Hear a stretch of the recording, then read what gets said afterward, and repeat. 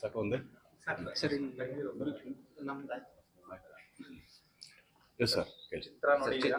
ಹಾಂ ಏನು ಅನಿಸ್ತಾ ಇದೆ ಸರ್ ಇವಾಗ ಚಿತ್ರ ನೋಡಿ? ಯಾಕಂದ್ರೆ 4ನೇ ಚಿತ್ರ ಸರ್ ಇಲ್ಲ ಬಜಾರ್ ಆಗ್ಬೋದು, ಆಮೇಲೆ ಅದು ಬರ್ತಾ ಆ್ಯಕ್ಚುಲಿ ಸುಮಾರು ಸಿನಿಮಾ, ಒಂದು 3 ಸಿನಿಮಾ, ಇದು 4ನೇ ಸಿನಿಮಾ.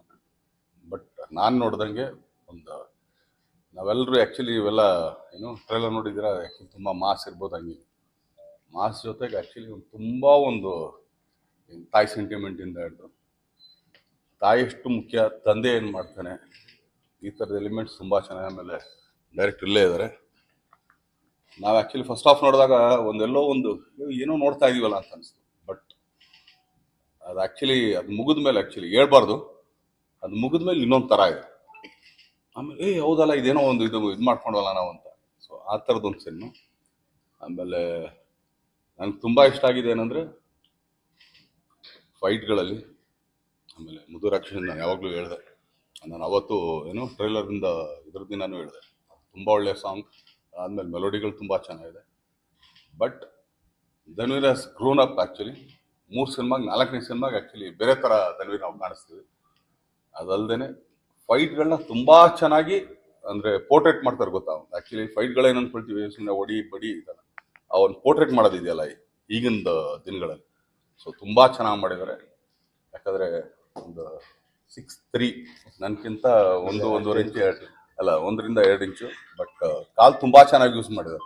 ನಾನು ಆ್ಯಕ್ಚುಲಿ ಯಾವಾಗಲೂ ಹೇಳ್ತಾ ಇರ್ತೀನಿ, ಕಾಲು ತುಂಬ ಚೆನ್ನಾಗಿ ಯೂಸ್ ಮಾಡಿದ್ರೆ. ಯಾಕಂದ್ರೆ ಉದ್ದಕ್ಕಿರೋರಿಗೆ ಆ್ಯಕ್ಚುಲಿ ಅಪ್ಪರ್ ಬಾಡಿ ಸ್ವಲ್ಪ ಚಿಕ್ಕದಿರುತ್ತೆ, ಬಟ್ ಲೋವರ್ ಬಾಡಿ ಸ್ವಲ್ಪ ಜಾಸ್ತಿ ಇರುತ್ತೆ. ಬಟ್ ಕಾಲು ತುಂಬ ಚೆನ್ನಾಗಿ ಯೂಸ್ ಮಾಡಿದ್ದಾರೆ.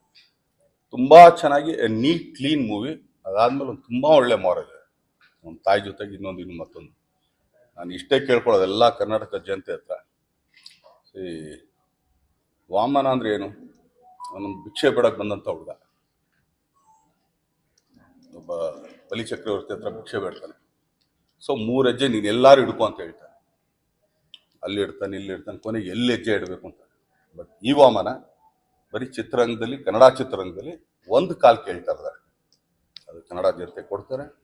ಸೊ ಆ ಹೆಜ್ಜೆ ತುಂಬ ಒಳ್ಳೆ ದೊಡ್ಡ ಹೆಜ್ಜೆ ಆಗುತ್ತೆ ಅಂತ ಹೇಳ್ತೀನಿ. ಸರ್ ಸೊ ಸಿನಿಮಾ ಮುಗಿತು.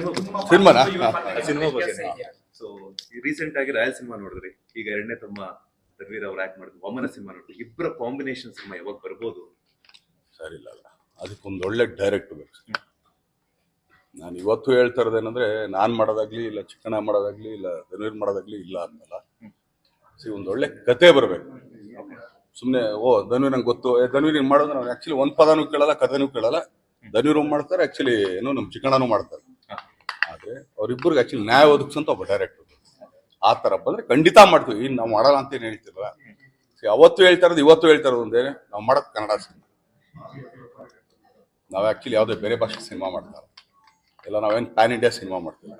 ಕರ್ನಾಟಕದ ಜನತೆಗೆ, ಇಲ್ಲಿರೋ ಥಿಯೇಟರ್ಗಳಿಗೆ, ಇಲ್ಲಿರೋ ಸಿನಿಮಾಗ ನಾವು ಮಾಡ್ತೀವಿ. ಧನ್ವೀರ್ ಅಲ್ಲಿ ನಿಮ್ಮ ಫಿಲಮ್ ಮೂವಿಯಲ್ಲಿ ತುಂಬಾ ಇಂಟ್ರೆಸ್ಟಿಂಗ್, ತುಂಬಾ ಡಿಫ್ರೆನ್ಸಸ್ ಏನು ಹೋಲಿಕೆ ನೋಡಿ ಈ ಫಿಲಮ್ ಹಿಂಗ್ ಮಾಡ್ಬೇಕಾಯ್ತು ನಾನು ಕೂಡ ಅನ್ನೋದೇನಾದ್ರು ಬಂದಿದೆ ಈ ಫಿಲಮ್ ನೋಡೋದು? ಲವ್ ತುಂಬ ಚೆನ್ನಾಗಿ ಮಾಡಿದ್ದಾರೆ. ಆ್ಯಕ್ಚುಲಿ ಆ ಥರ ಲವ್ ನಾವು ಮಾಡ್ಬೇಕಂತ ತುಂಬ ಇಷ್ಟಪಡ್ತೀವಿ. ಬಟ್ ಯಾರು ಆ ಥರ ಲವ್ ಮಾಡಕ್ಕೆ ಕೊಡ್ತಾರಲ್ಲ ಅಷ್ಟೇ. ಸಾಂಗ್ ಬಗ್ಗೆ ನನಗೆ ಈ ತರ ಸಾಂಗ್ ಕೊಟ್ಟಿಲ್ಲ, ಒಳ್ಳೆ ಸಾಂಗ್ ಕೊಟ್ಟಿದ್ದಾರೆ.